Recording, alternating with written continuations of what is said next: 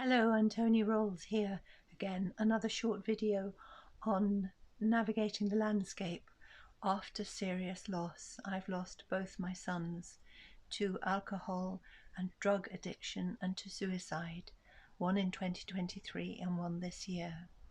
This subject of death by addiction, overdose, suicide, the deaths that happen outside on the edges of our worlds, the lonely, I would call them despairing deaths, are very hard to talk about, and a lot of us who've experienced them don't know what to say, and people around us, though they love us and want to help, also don't know what to say, which is understandable. It's just not something that we know how to navigate. These small videos are about the process of walking this landscape. So Christmas is coming. Christmas is tomorrow.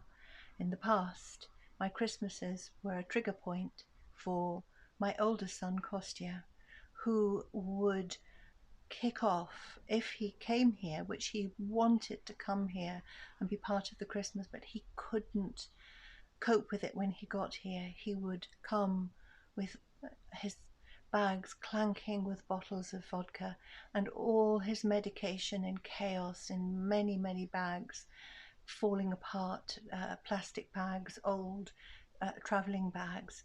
And he would be traumatized from the moment he came into the house. He would become very high, very drunk, kick off, call for somebody, one of his friends, to come and rescue him and leave.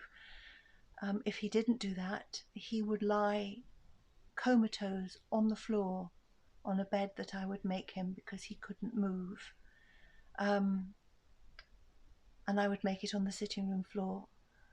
And he would smoke from there, drink his bottles of water, which were vodka, from there. And the atmosphere in the house would be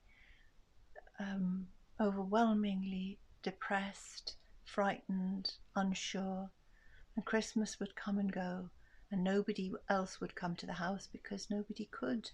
We didn't know what would greet them. We didn't know how Kostya would behave. And then sometimes he would come through. And I remember one time he would, after 10 days, he suddenly opened his eyes and began to talk.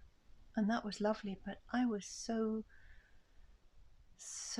ill by then with tension and the chaos and disorder and mess around him, and everywhere was rubbish and cigarettes and spilt alcohol and food that I would bring him in, and it was trampled into the floor and it was on the walls. It was absolutely terrible. And then sometimes I wouldn't let him here. I would say, "You can't come," and he would cry, and I would leave him crying on his own with his terrible life in his flat in London, and I would go back and have a peaceful Christmas. But my heart would break because I would think of him and all his pain. But then I would think, it's him or me at the moment.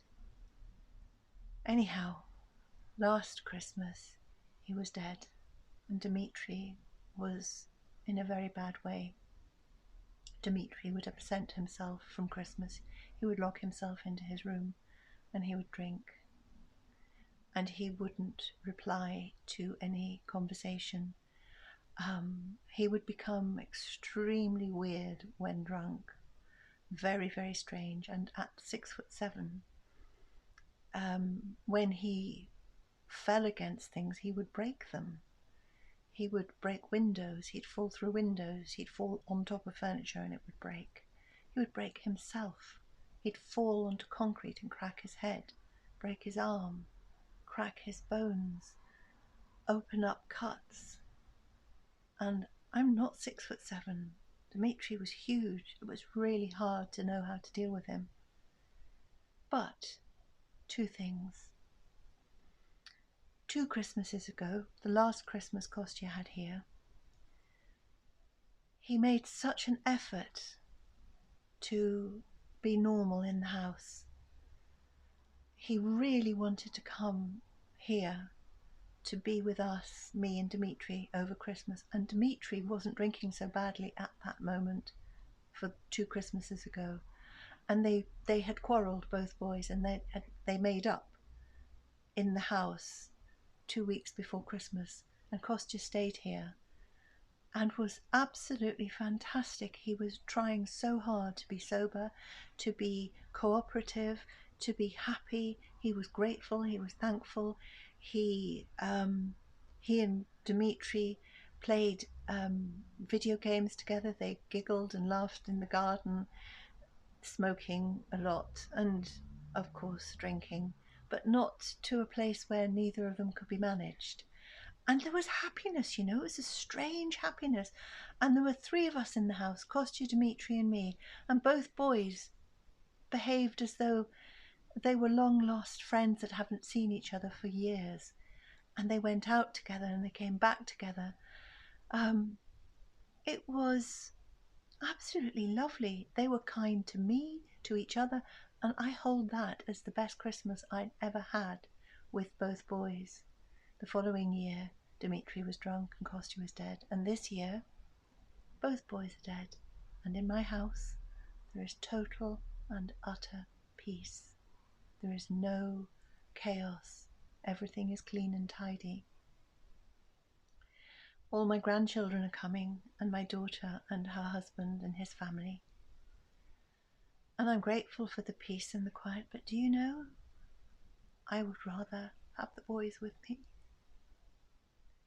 This is what those of us who have these losses will face this Christmas, is the spaces where our loved ones should be, even though when they were there in those spaces, they were utterly unmanageable. It is strange. If we love, and I love Kostya and I love Dimitri, and other people watching this will love the people they've lost, somehow that never leaves us. The memory of the bad behaviour, of the chaos, the dirt, the trauma, that does begin to fade, but the love doesn't. So I miss my boys this Christmas. You might miss somebody this Christmas. But, as I say, I'm still breathing, I'm still here, life goes on, and I will continue to walk this path with the memory and the love of my boys, and practically looking after and playing with my grandchildren and loving my daughter and her husband and his family. So happy, happy Christmas, whoever you are, wherever you are, whatever you're dealing with.